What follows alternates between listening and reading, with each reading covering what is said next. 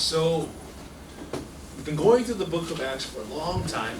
We've been going through it, and really, I truly believe that God has been giving us direction as a church through this book. And, again, the vision of our church is to be a church that's centered around the gospel, a church that's missional and that seeks to proclaim the gospel wherever we are, whatever we're doing. And specifically, I think God is giving us direction toward North Korea, and really seeking our role as both, diaspora and foreigners here in Korea. And I really hope and look with expectation to see how God will lead us in that way. So, today we're going to go through Acts 12. Before we start, very simple question. How much do you care about what others think of you? How important is it to you of what opinions people have of you, and so on and so forth? Think about it for a second. Because I think if we're really honest with each other, most of us place a high value in how we're perceived by others. Right? I think especially in Korea, this is a very high value. Not necessarily that you want to be raised up high, but you don't want to stick out. Right? In Korea, you never want to be you never want to be the wangta. Right? You want to kind of fit in with everybody else. So that means you got to do what everybody else does. That's kind of the Korean mentality. Now in the States, it's a little bit more individualistic, but the real thing is, when it comes down to it, we're social creatures. There's a desire for us to interact with others. There's also a desire for us to be thought well by others. And so if we're really honest with ourselves, like the reason why things like peer pressure are a big deal, it's because it has power over us. We care what others think about us. Right? It causes us to make decisions, right? We have a brother at this church. I hear the rumor is one day he wore all yellow, and then found out that was kind of an unusual thing to do, and everyone made fun of him, and he never did it again, right? Some of you are looking at him, but regardless, there are choices that we make that we will not make again because of how people perceive us, right? That has power over us. On the flip side, now there are people that claim to not care what others think about them, and honestly, there are a few that are like that, but most of them are really doing that to get attention from others, right? Oh, I don't like people, blah blah. Like they're like doing this, like, hey, anybody looking at me? What do they think about me? So you really think about it. There's always a desire to engage with others. I know in Japan there's a phenomenon, I think it's called hikimoto. There are about 1 million people in Japan that are social recluses, meaning they never leave the home. You can do this in Korea too, and there's actually a growing population of people like this in Korea, where because you can have everything delivered to you, all of your general needs, you never leave the house. There are over 1 million people like this in Japan, right? So they have everything delivered to them, and they barely open the door to get the deliveries. They try to minimize how much they engage with people. And even though it's an interesting phenomenon, it's kind of sad, honestly. The reality of it is, my understanding is that those 1 million people, they're still socially engaging, but they're doing it online, right? So they're not engaging with people face to face, but they're on their these chat rooms and doing all these sorts of things. So there's always this desire for us to engage socially, which also means we care about what others think about us. Right? Anyway, keep that in the back of your mind as we go through this passage. Acts 12, verses 1 to 25. It was about this time that King Herod arrested some who belonged to the church, intending to persecute them. He had James, the brother of John, put to death with a sword. When he saw that this met with approval among the Jews, he proceeded to seize Peter also. This happened during the festival of unleavened bread. After arresting him, he put him in prison, handing him over to be guarded by 4 squads of 4 soldiers each. Herod intended to bring him out for public trial after the Passover. So Peter was kept in prison, but the church was earnestly praying to God for him. The night before Herod was to bring him to trial, Peter was sleeping between 2 soldiers bound with 2 chains, and sentries stood guard at the entrance. Suddenly an angel of the Lord appeared, and a light shone in the cell. He struck Peter on the side and woke him up. "Quick, get up," he said. And the chains fell off Peter's wrists. Then the angel said to him, "Put on your clothes and sandals," and Peter did so. "Wrap your cloak around you and follow me," the angel told him. Peter followed him out of the prison, but he had no idea that what the angel was doing was really happening. He thought he was seeing a vision. They passed the first and second guards and came to the iron gate leading to the city. It opened for them by itself, and they went through it. When they had walked the length of one street, suddenly the angel left them, or left him. Then Peter came to himself and said, "Now I know without a doubt that the Lord has sent his angel and rescued me from Herod's clutches and from everything the Jewish people were hoping would happen." When this had dawned on him, he went to the house of Mary, the mother of John, also called Mark, where many people had gathered and were praying. Peter knocked at the outer entrance, and a servant named Rhoda came to answer the door. When she recognized Peter's voice and was so overjoyed, she ran back without opening it and exclaimed, "Peter is at the door." "You're out of your mind," they told her. When she kept insisting that it was so, they said, "It must be his angel." But Peter kept on knocking, and when they opened the door and saw him, they were astonished. Peter motioned with his hand for them to be quiet and described how the Lord had brought him out of prison. "Tell James and the other brothers and sisters about this," he said. And then he left for another place. In the morning, there was no small commotion among the soldiers as to what had become Peter. After Herod had a thorough search made for him and did not find him, he cross-examined the guards and ordered that they be executed. Then Herod went from Judea to Caesarea and stayed there. He had been quarreling with the people of Tyre and Sidon. They now joined together and sought an audience with him. After securing the support of Blastus, a trusted personal servant of the king, they asked for peace because they depended on the king's country for their food supply. On the appointed day, Herod, wearing his royal robes, sat on his throne and delivered a public address to the people. They shouted, "This is the voice of a God, not of a man." Immediately, because Herod did not give praise to God, an angel of the Lord struck him down, and he was eaten by worms and died. Kind of gruesome, right? But the word of God continued to spread and flourish. When Barnabas and Saul had finished their mission, they returned from Jerusalem, taking with them John, also called Mark. Amen.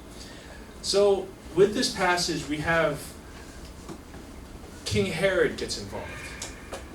And then there's more persecution. Then we have this very long story about how Peter is rescued by an angel from prison. And then it goes back to Herod and what God places judgment on. Right? That's kind of what's going on in this narrative. And so what we see from the very beginning is opposition has returned. As we have been going through the book of Acts, as the church has grown and as this movement is building and building, authorities have come in and tried to knock it down. At first, it was Jewish authorities, the Sanhedrin. They were knocking it down. They threw them in jail. They beat them. Stephen was murdered through a lynch mobbing, right?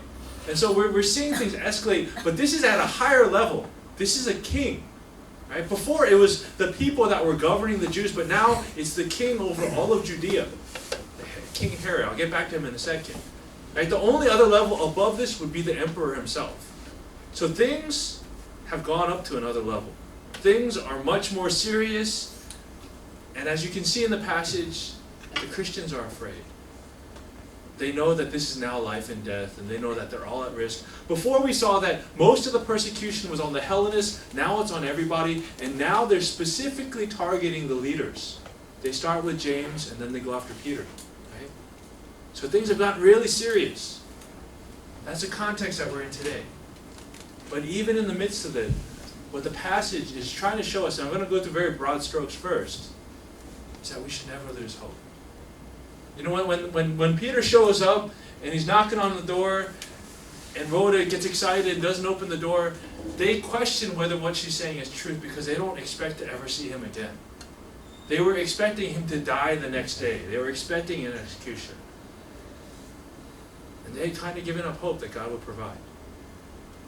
And brothers and sisters, what I want to remind you that this passage is telling us very clearly is that no matter what is up against us, no matter what opposition might be before us, never lose hope.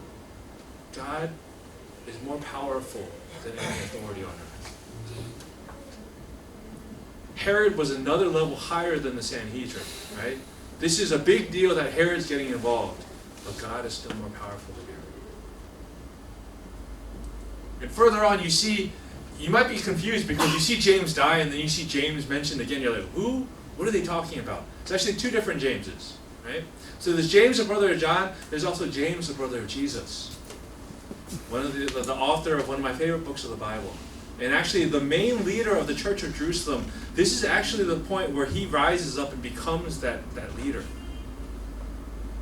So I can't really answer why God allowed James, the brother of John, to get killed, but he raised up another in his place. And in the same way, as you know, when it comes to church, when it comes to ministry, especially here at this church, we have people come and go all the time. Right? We've been going through this just in this past year. But God is bigger than any one individual. Okay? As people come and go, God provides people that can take that place and can even take things further. So brothers and sisters, the broad stroke of what I want to touch on, what's in the very middle of the passage is, never lose hope. Because God is all powerful and God provides. We must keep our eyes fixed on that. You know, I was going through like a really weird period of my life around when, what was it? The Two Towers. You know, Lord of the Rings? It's got Alyssa's not here. I don't know why she's not here. But Lord of the Rings, The Two Towers, when that movie came out, actually no, Return of the King had just come out, or it was about to come out, so I watched the first two to remind myself what happened. And this was kind of a period of my life where I was going through just a tough time. I was working full-time as an engineer. I was serving almost full-time in college ministry, and I was just struggling. And I remember the line that caught me from The Two Towers was, I think it was Arwen just simply said, "There's always hope." And that's in the midst of all these battles. It looks like, what, Helm's Deep? I don't remember anymore. It looks like everything's going to go, terrible. But they remind themselves there's always hope. So brothers and sisters, if you're going through a tough time right now, I know some of you are studying for finals. Many of you that are supposed to be studying for finals are not here. But regardless, if you're going through a tough time, remember, God is all powerful. God provides. There's always hope. That doesn't necessarily mean that what you want is going to be what happens. Because I'm sure James didn't want to die. But there's always hope. Now let's get to where I really want to focus on, because when people get to this chapter, I think most people focus on that middle story. And I touch very, very broadly on what that story teaches us. But what I see in this passage is the beginning starts with Herod, the end starts with Herod. This is a chapter, in my opinion, about Herod. However, I know growing up as a kid, and even now, whenever I read the Bible and I see the word Herod, I'm like, who are they talking about? Because there's Herod when Jesus is born. There's Herod when John the Baptist, or when Jesus is an adult. And there's Herod now. It's like, who are they talking about? There's actually many, many Herods. And I'm going to explain a little bit about that. I'm not going to get into too much detail. But there are at least, 4 Herods in the Bible. Okay? There are at least 4. There are more Herods than that during that period. But these are the 4 that are mentioned in the Bible. Herod the Great was the one that when Jesus was born, the Magi came to him and told him about Jesus. He's like, we're going to kill all the babies. Remember that? That's Herod the Great. Herod the Great was the one that actually rebuilt the temple. He was known for being a great builder. He did a lot of great things, but he was also very violent. He killed his own family. This guy's crazy. Okay? But this is Herod the Great. Later on, you read the story about how John the Baptist is beheaded because Herod's daughter dances and it pleases him, and she asks for the head of John the Baptist. That's Herod Antipas. He's actually 2 Herods later. Okay, the one that we're talking about in this passage is Herod Agrippa the First, which is confusing because later on the Bible is going to talk about King Agrippa, which is actually Agrippa the Second. Just keep this in mind, because again, when we talk about Herod, the Bible uses one word, but it's actually talking about 4 different people at different times. Okay? Keep that in mind. Cool. Now, about Herod Agrippa. Herod Agrippa, I started to study about him because I was really curious who this guy is. And when you look at him, in his very early years, he was sent to Rome, and he actually grew up with men that became the emperors later on. He grew up with Caligula and Claudius. He studied with them. He basically, was childhood friends of theirs. So when they became emperors, they showed him a lot of favor later, right? But he had a really tough time. Agrippa, honestly, he was a bit of a party animal. He would spend all of his money. So he spent all his money at an early age. He was broke. Right? So early in his life, he had no money. And then, he did some things, like he said bad things about one of the emperor. He got thrown in jail. Right? So this is a guy that early in his career wasn't doing very well. He didn't know how to manage his money. He was getting in trouble. He was running away from people. People tried to kill him. And eventually his friends became the emperors. And they hooked him up. Okay? It's as simple as that. He had a tough time, then his friends came and he hooked him up. But when you look at the history books, especially the Jewish history books, they love Agrippa. Because Agrippa was known for being very lavish, very generous with his money. He was also trying to cut taxes. People love it when you cut taxes. And so this is a man that was doing everything that he possibly could to win the affection of his people. But the thing with the Herodian kings is they weren't actually ethnically Jewish. All of the Herodian kings, they came from, I think, the Edomites. And so they had adopted the Jewish religion, but they weren't necessarily by blood Jewish. So even though they were very pious, actually, they worshipped the Jewish God, they went to the temple and all these things, most of the Jewish people did not view them as Jews. That's Herod Agrippa. And there's a story about how Agrippa was reading, Deuteronomy 18, the passage about the king. And the king, it talks about how he should place no foreigner above them. And as he's reading that, he starts crying. Because he realizes that he's a foreigner and he's a king over them. And the people loved him so much, they're like, oh, don't cry. You're one of us, brother. You're one of us. This is real, right? This guy was an emotional guy, really wanted to be accepted by the Jews who he was ruling over. So very simply, Agrippa loved being loved. He wanted to be loved by the Jewish people. He did everything that he possibly could to get their attention and to get their affection. If you look at the passage, we see it clear as day. The reason why he imprisons James and kills him and then gets Peter is because he sees that the Jews like what he's doing. Right? That's the only reason. It's not because he felt that they were doing anything wrong. He did it because he was trying to get more attention. He was trying to be more popular with his people. He realized that a lot of them didn't like the Christians, so he's like, all right, let's get James. Okay, kill him and see what happens. Oh, everybody's happy. Yeah, let's get Peter. Right? So this was his motivation on why he was doing these things, was he was trying to become more popular. That was the heart of Agrippa. And the Jewish historians remember him fondly because he did a lot of nice things. But even though he believed in God, it was very clear that he was serving man, not God. Because he cared more about what man thought of him than what God thought of him. Now in the passage, it's a very brief passage that talks about how, they talk about how he's speaking like the voice of God, blah, blah, blah. I actually found a passage from Josephus. Josephus is a very famous Jewish historian. And I love the passage so much, I got to read it for you just because it's funny. It cracks me up. And this is where the title of the passage comes from, by the way. On the second day of the spectacles, he put on a garment made wholly of silver, of a truly wonderful texture, and came into the theater early in the morning.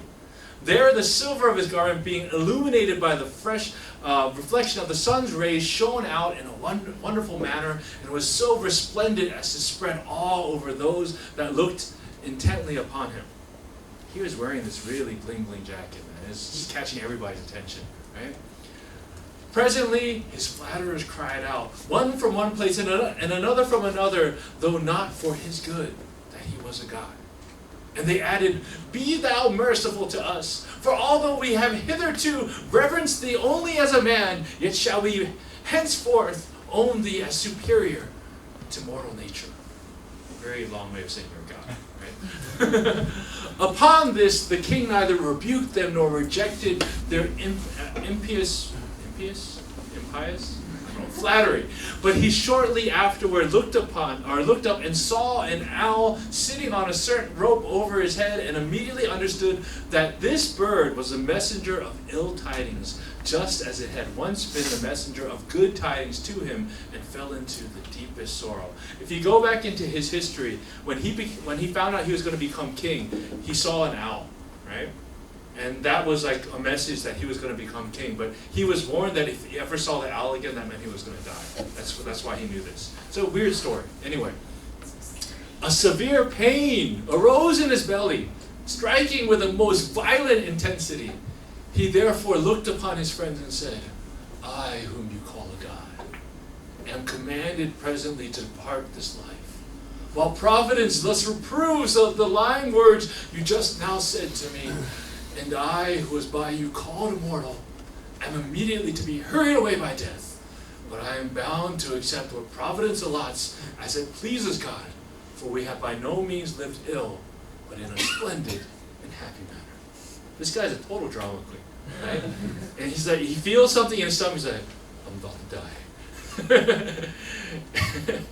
The story just cracks me up. But he's like, but you know what, we had a good time, right? That's basically what he's saying, right? You know, it's going to end, the party's about to end, but we had a good time, right? And so, continuing on, when he said this, his pain became violent. Accordingly, he was carried into the palace, and the rumor went abroad everywhere that he would certainly die soon. The multitude sat in sackcloth, men, women, and children, after the law of their country, and besought God for the king's recovery.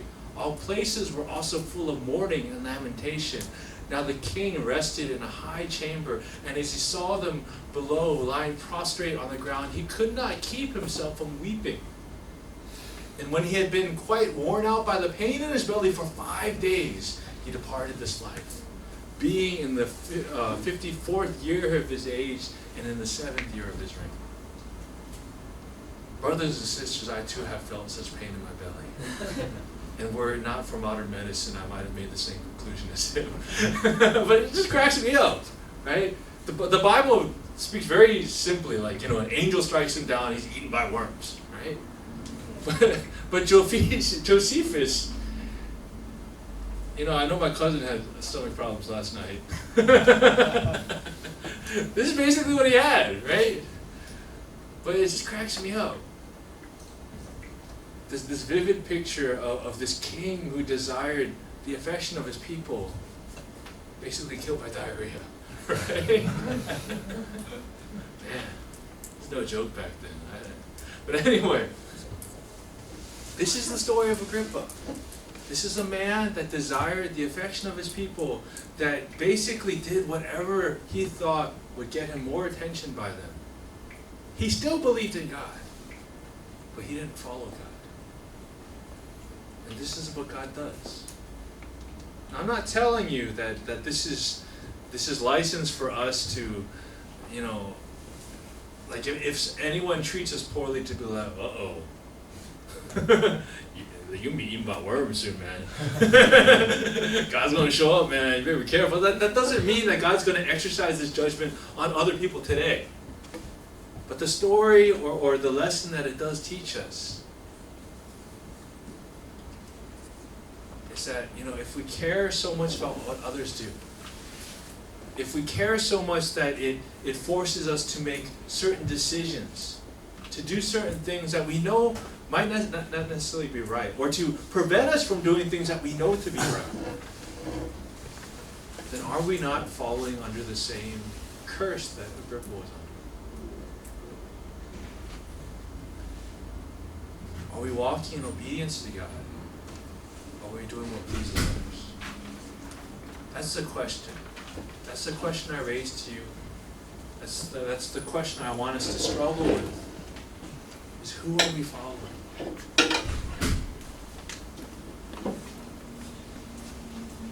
What are the desires of our heart? How are we being led? And when it comes down to it, as we see through the book of Acts, number one, God does all the work. But we still have to choose to obey. It's still our choice to initiate what God is going to do. brothers and sisters, I ask you today. Now, I don't know if next time you have a pain in your belly, this is going to make you think about this. I don't know. That would probably be a good thing. That, am I not obeying God? Am I caring about others too much? Or did I just eat something greasy? Right? Maybe it might trigger something like that. I don't know. For me, if that's the case, I'm going to be thinking about this often. But anyway, that's really the heart of the passage today. You see God provide in a wonderful way to Peter. Peter who is seeking obedience. Peter who is following after the heart of God. But on the flip side, you see with Herod, that God shows judgment. Because Herod is being led astray. So brothers and sisters, I want us to look into that, and especially, with the things that are going on in your lives, the decisions you need to make. Are you listening to others? Even if it's people you care about, love about. Is it, your family? Are you trying to please your family? Are you trying to please your friend, your spouse? Or are you trying to please God? That's the question that we have before us today. Let's take a moment to pray on that, and then we'll close the service. So I just want you to take a moment to just pray into any particular thing that God is highlighting to you right now. An area of either disobedience or an area where you're being driven by something other than God. By people other than God. And just pray for God to give us wisdom and encouragement and discernment over that thing. Let's pray into that right now.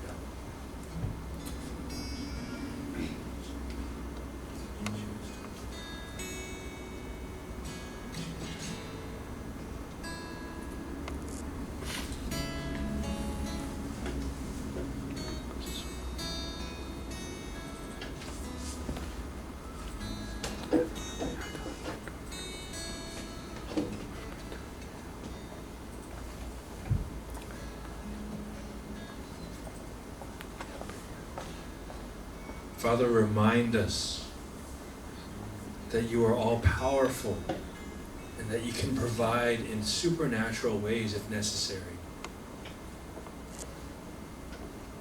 That we would never lose hope, but at the same time, that we would remember that we're seeking to obey you and not others. So Father, I pray, Lord, that you would silence the voices, Lord, that are leading us in directions away from you, that are leading us away from obedience unto you, and pray that you would remind us further still of who you are, that we would remember that you are greater than anything that might be troubling us right now. So may we never lose hope in you. Father, we thank you and we pray, Lord, that you would encourage us in that way, and that you alone be glorified. We thank you and praise you in the name of Jesus.